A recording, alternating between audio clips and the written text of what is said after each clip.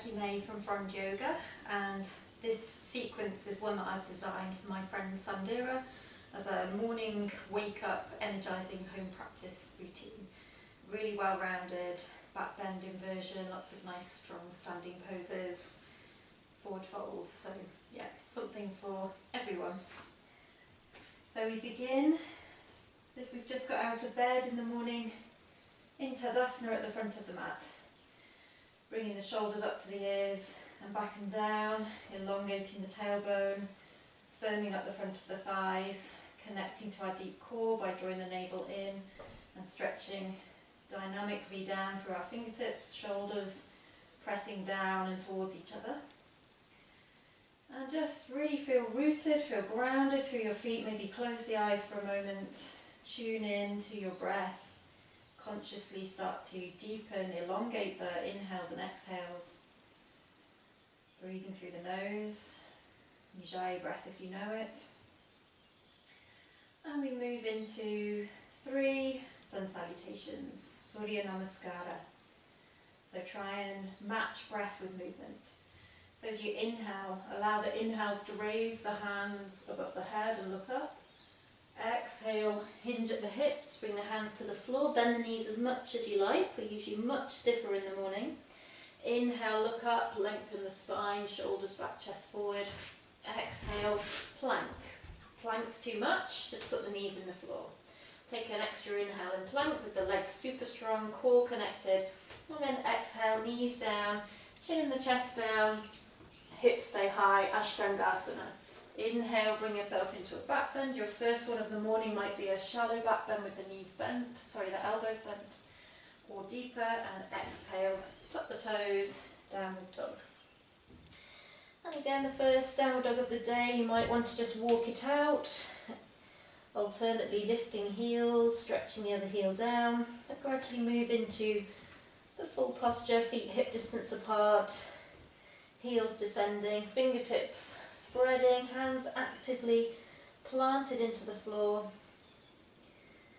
pushing the hips up and back, lifting the navel up to the spine, lifting on the pelvic floor to connect with your core and hollow out the lower belly. Breathe deeply into the back of the body here. One more deep breath. And at the end of the exhale, just look forward, walk or step, maybe even jump, feet to the hands. Inhale, look up, lengthen the spine, draw the shoulders back. You can always bring the hands to the shins. Exhale, drop the head, fold in. Inhale, press through the feet, raise the hands above the head, palms together, look up. Exhale, hands to the sides. 2 more. Inhale, hands up. Exhale, hinge, hands to the floor, drop the head. Inhale, look up, lengthen the spine, open the chest forward, and exhale, step, or maybe jump back to plank or tabletop with the knees down. Inhale here. Exhale with the knees on the floor as before, or if you want to challenge yourself, knees off the floor, keep the elbows in. Inhale into your back bend, it might be slightly deeper this time, arms slightly straighter, but listen to your body. Exhale, downward dog. Look back to the feet so the neck is relaxed. Plug the hands in, but roll the upper arms and the shoulders away from the ears. There's lots of space around the ears. Core connection, slow deep breaths. Firm thighs, draw up on the kneecaps to strengthen the front of the thighs.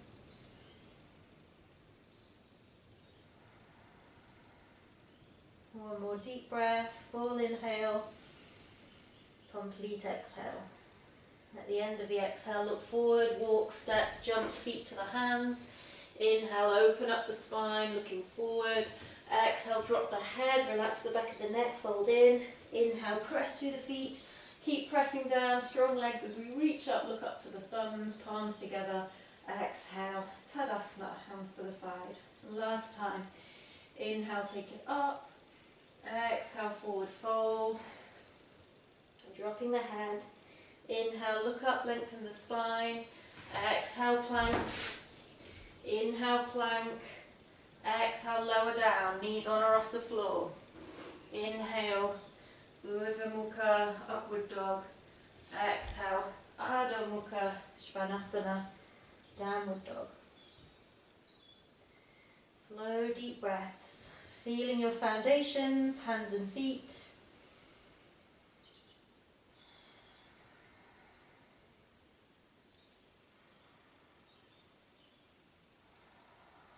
And one more breath.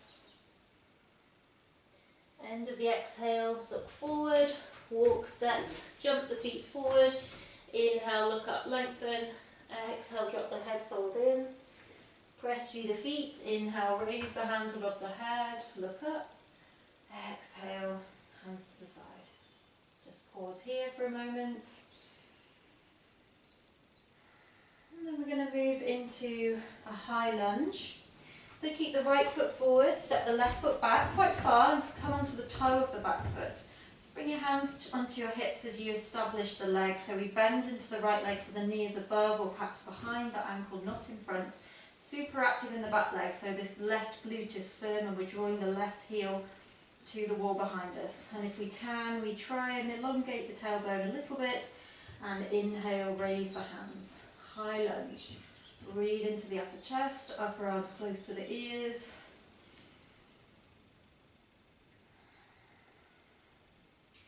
And then we take this into a twist, quite a strong dynamic posture, so bring the hands to prayer at the centre of the chest.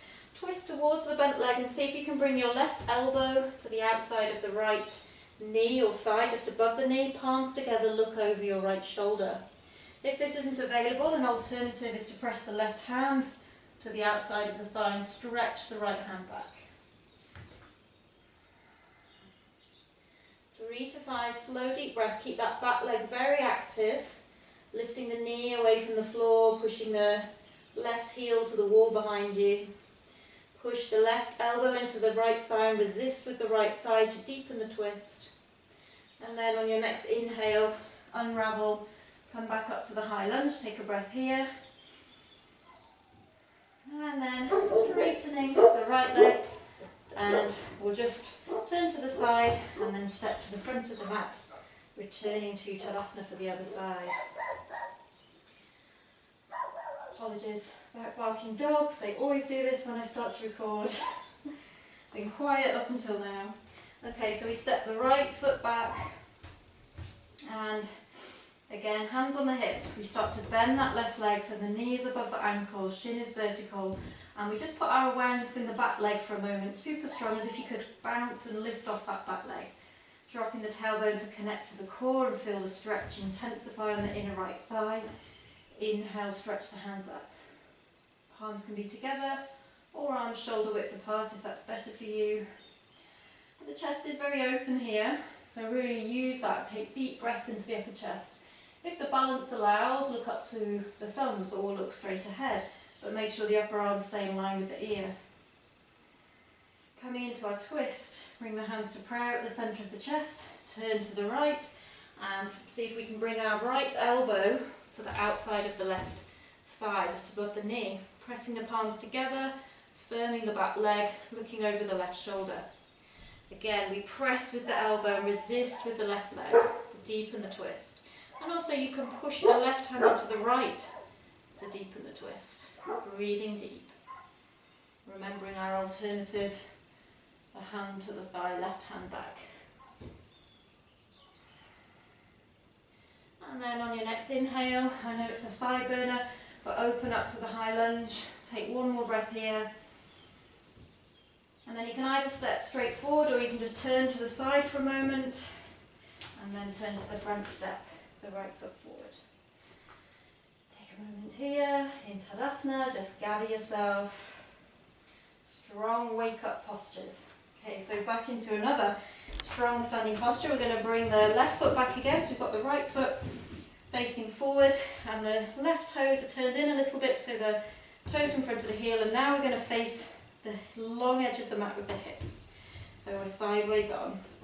Warrior two. Extend the arms out, reaching dynamically forwards and backwards through your fingertips, looking kind of into the middle distance, just beyond your middle right finger. Checking in with your right knee. Wants to be above the ankle or behind the ankle, but not in front of the ankle. If it's in front, widen your stance. And also, if it's falling in, collapsing in, just as best you can, encourage the knee to keep tracking over the ankle. And then we'll change this into side angle pose variation. So bring the right elbow onto the right thigh, palm up, and the left upper arm comes close to the ear, up and over, palm faces the floor. It's okay for the neck, look up to the top hand to encourage the opening of the chest up towards the ceiling. So we're looking to create this long line down the left side of the body, really press through the little toe edge of that back foot, lift the inner left arch of the foot to activate the back leg. If you're more open, you could also have your hand on the floor, but not at the expense of losing that line down the side of the body. Now inhale back to warrior two. Again, try not to straighten the legs if you can. For just a few more breaths, take reverse warrior. So bring the left hand onto the left leg, reach the right hand up to the ceiling or maybe towards the back of the room. Try not to come out of that lunge of the front leg. So we're really working the thighs, getting the blood pumping through around the legs first thing in the morning. Inhale back, warrior two, and then inhale to straighten the right leg. And you can just step to the front and swap sides, or if you've got space, you could just pivot and go to the other side.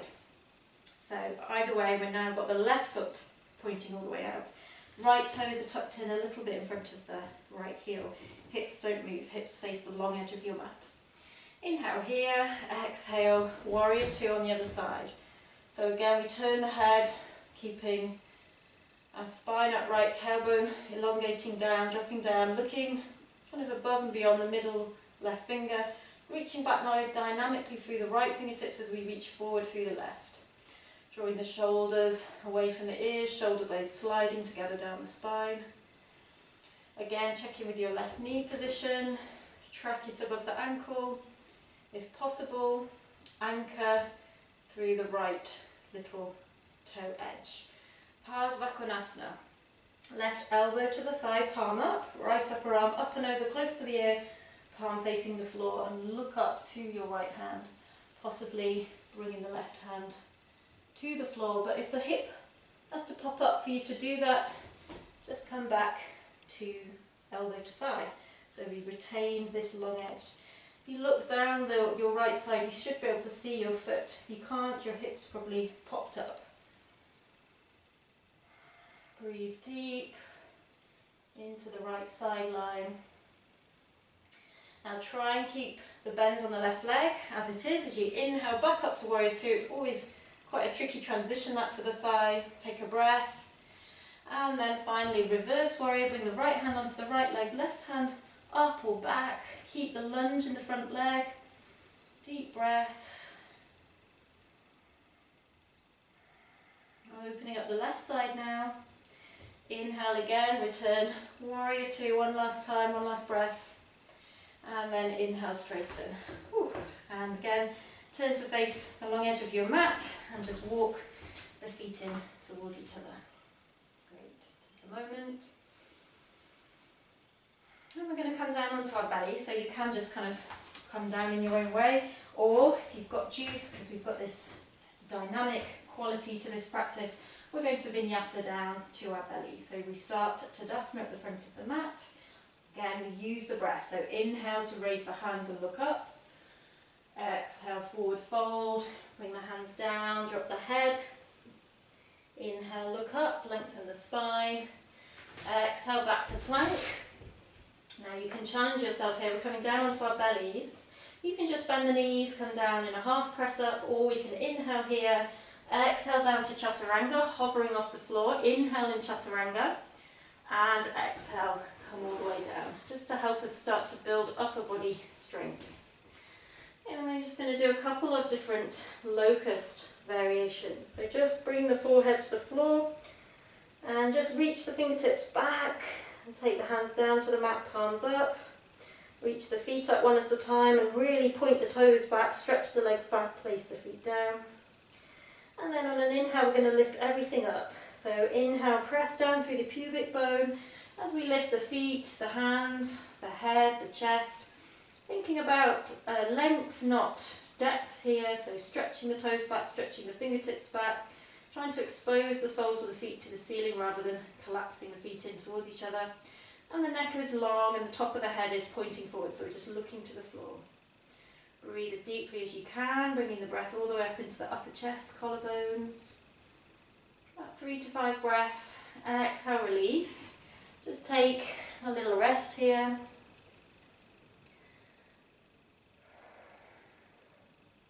Turn a cheek to the side.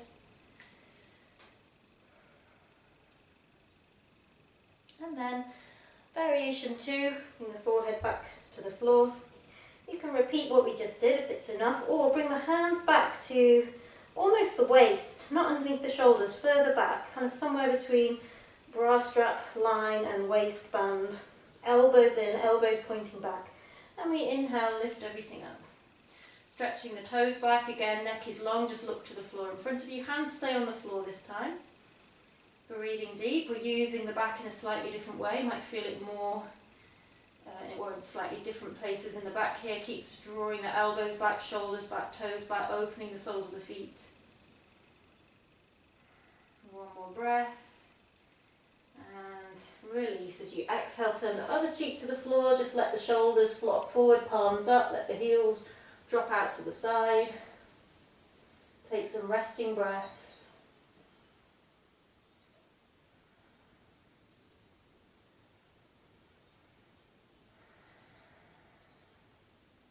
And then we're going to come out of this via a reverse press up. So bring the forehead to the floor, hands under the shoulders this time. Lift the feet, cross the ankles, press the pubic bone down to elongate the tailbone so you feel your core connect. And then imagine you've got an iron rod up your jumper or your spine. So as you inhale, we have to come up in a straight line, trying not to hammock the belly. And then release the ankles, uncross the ankles and slide yourself back into a kind of spread version of child's pose. So bring the knees together if they're a bit apart, drop the hips towards the heels, stretch the fingertips forward and drop the forehead to the floor. If the forehead doesn't meet the floor, if you have a block or a cushion, just put the forehead on a cushion. If the heels don't touch if the hips don't touch the heels, that's fine. Maybe you've got a rolled up blanket or a cushion you could put underneath the hips. So just take some nice resting breaths into the lower back here.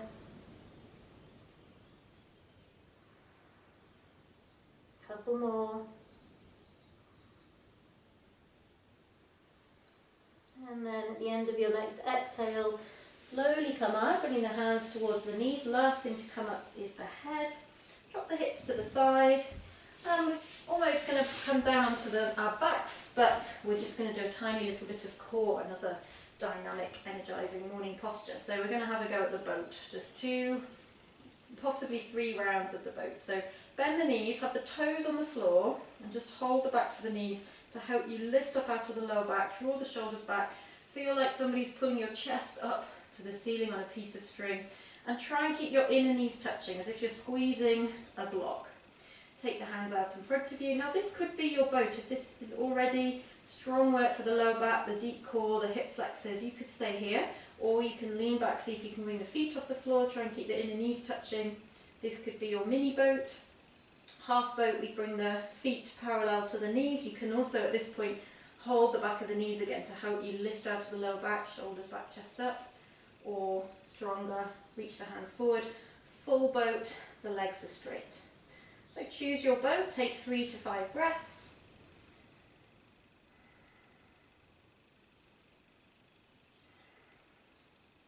Focus on the breath, not the hideous physical sensations.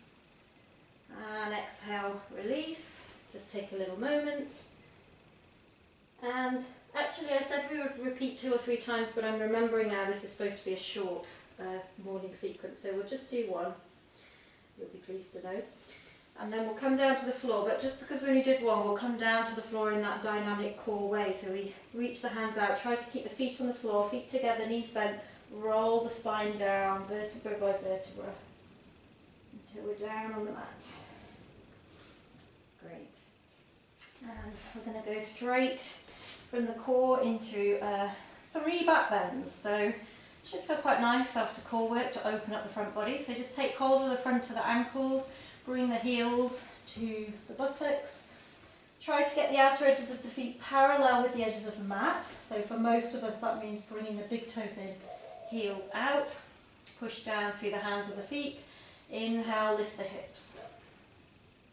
So the legs work hard here, we're pushing down actively.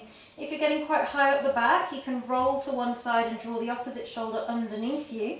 Do the same on the other side, roll to the opposite, draw the opposite shoulder underneath you, and maybe interlace the hands, pressing the little fingers and the wrists and the elbows into the mat. If you're not high enough the back to do that, because at this point I'm actually resting on my outer shoulder, outer upper arms, then it's fine. But if you're this high, then have a go at that. Legs strong, imagine you're squeezing an imaginary block. 3 to 5 breaths, and when you're ready to come down, release the bind if you have the bind, and slowly wind the spine down from the upper back to the lower back. Last thing to come down is the sacrum. So we just pause here for a rest, just a mini rest. So my friend Sandira is working with deeper back bends. So I'm going to show you where we're going with that, doing the half wheel and then the full wheel. But if you're not there yet, if you're still working to open the back and strengthen the shoulders, then just repeat what we just did, the supported bridge, Seti Bandhasana, 2 more times. Okay, so this second one, we're going to come up to the halfway house if we're working towards the wheel or with the wheel. So start the same as before, just press through the hands and the feet, lift the hips, tuck the shoulders under. You can pause here and just stay here, or if you're coming towards the wheel, we bring the hands underneath the shoulders, fingertips towards the heels, elbows high, and we press to bring ourselves right onto the top of the head. So I'm on the crown of the head, I'm trying to keep the elbows pointing up, so many of us, the elbows will be splaying out to the side, so we draw the inner elbows towards each other, and then we start to press through the feet, trying not to let the toes splay out, to bring the hips up and maybe towards the head. So I'm actually kind of rolling more towards my forehead on my head here, relaxing the buttocks as best we can. They will contract, but try not to over contract. Have some sense of core, drawing on the pelvic floor. And again, after 5 breaths, this time we tuck the chin in. If you're on the head, slowly wind the spine down. Take a mini rest again. We don't want to rest too long because we're still in the effort stage, and then we'll have a really nice long counter pose. Okay, so if halfway house was about your limit, you could repeat that. Or third one, you might feel ready to go straight into the wheel. So you would bring your hands under the shoulders whilst on the floor this time, fingertips pointing towards the heels, elbows up. So this is the work for many of us, to draw the inner elbows towards each other. Keeping the big toes in, press through the hands and the feet, and lift up. And then again, it's the same thing. We press through the feet to take the hips towards the head, and we drop the head, and we press through the hands to work towards straightening the arms. So eventually, legs and arms are straight. Now if you're doing this first thing in the morning, you will feel very stiff. You might not get your deepest back bend. So just work with where you're at the time of day. To come out again, we press through the hands, tuck the chin in, and lower the spine down, vertebra by vertebra. Lastly, to come down is the sacrum, and this time we shuffle the shoulders back, take the feet forward, just take a mini rest here with the inner knees touching, maybe hands on the belly, elbows spreading a little bit. So yeah, the morning is the best time of day to practice back bending because the spine is actually longer in the morning. We grow at night as the intervertebral discs plump up whilst we're horizontal. But it feels the hardest because the fascia, the connective tissues kind of stiffened up and got stuck during our kind of stationary sleep mode. Everything gets kind of stuck. So it takes a little bit of time for that to work loose. So don't worry, don't try and force beyond your morning capacity. Just means that when you do come to do a back bend in the afternoon, you'll be amazed at how bendy you are if you're regularly practicing in the morning. It's a really good time to practice. Okay, so then we come into our counter pose. So let's just take a neutral posture here by taking the legs up to the ceiling, arms overhead, this kind of capital L, and I'm opening up the soles of the feet to the ceiling, pushing up and out through the heels and really breathing into the back. My back's really connecting to the floor here. So take some deep breaths. And then from here, just bend the knees into the chest, take a good 5 slow deep breaths in our counter posture, just breathing into the lower back.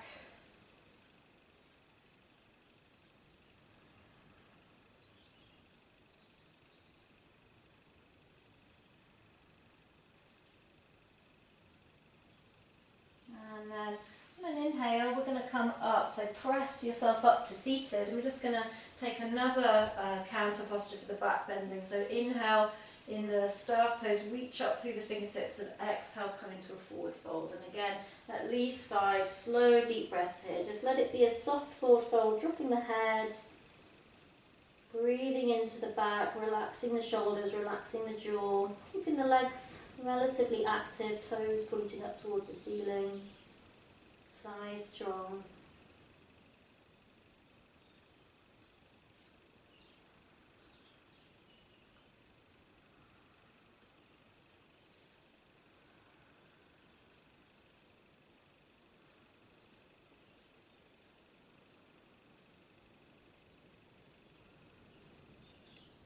And slowly at the end of your next inhale, bring yourself up. Last thing to come up is the head. And we finish this sequence today. Our last kind of strong posture is an inversion. So Sandira is working with headstand, so we're going to do the headstand. If headstand isn't for you, take any other inversion, and that can simply be taking your legs up the wall, or you could be in dolphin, where we prepare for headstand. So dolphin, but with the head on the floor, dolphin variation, and work here with the elbows on the floor, hands interlaced, head behind the hands, legs kind of like downward dog. And the work is to press through the shoulders and the wrists and the forearms to strengthen and open the upper back.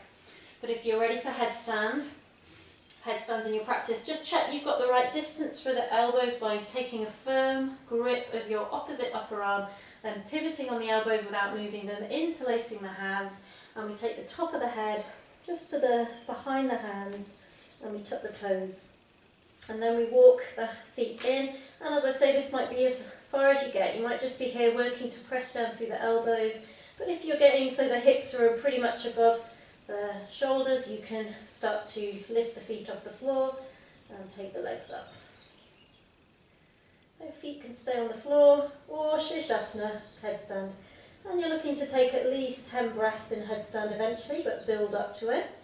Draw the tailbone in, navel in, and dynamically stretch up through the toes. They're in a kind of a half point, whilst pushing down and grounding down through the elbows, the wrists.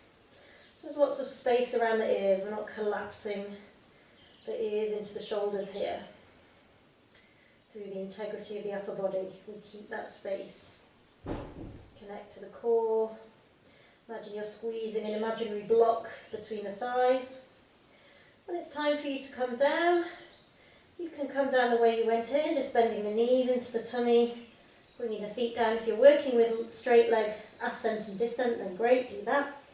Knees come down, and we just come straight into our counter posture, which is a much more gentle inversion, the child's pose. So take full balasana, knees together, hands back towards the feet, palms up, just let the shoulders flop forward, make sure the head is supported. So this is really just to kind of neutralise after the strong inversion with a very mild inversion, so we don't come up too quick. So take as long as you need here. I would say at least 5 slow deep breaths, but ideally 10. Breathing into the upper back that's just worked really hard, upper back and shoulders, easing out tension with the exhales. So it's really good to bring regular inversions into your practice. A headstand a day, or 5 or 6 days a week is amazing. Benefits, especially again first thing in the morning, set your day up right. Okay, so when you're done, we're going to slowly come up. Last thing to come up is the head. Don't come up too fast, just take a moment once you're up to just give the blood a moment to flow the normal way again. And then when you're ready, we return onto our backs. And we're ready for Shavasana, great, but maybe we just need a little happy baby here, or knees into the chest. So for me, happy baby feels good, holding onto the outer edges of my feet. If I can't find the feet, you could hold the ankles or the backs of the knees. But the shins are vertical, the knees are wide, coming towards the armpits, and the feet are flexed. Breathe into the inner thighs and hips and lower back. Relax the shoulders, relax the face.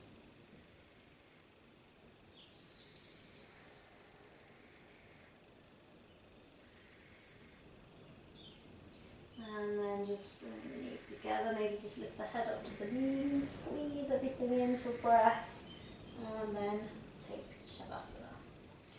So really, we might have lots of things to do today, and it's easy to bypass Shavasana, but I would say take at least a minute. We've definitely got a minute to spare. Longer if you can, 5 minutes, 10 minutes, great. 15 minutes, amazing. But you know, with whatever time frame you have, but at least a minute. You know, treat it as another posture. So feet slightly wider than hip distance apart, flopping out to the side, arms away from your side, slightly palms up. Just shuffle if you need to, just make sure the whole of the skin of the back of the body is connecting to the floor wherever it can. Let go of all effort, let go of any breath control.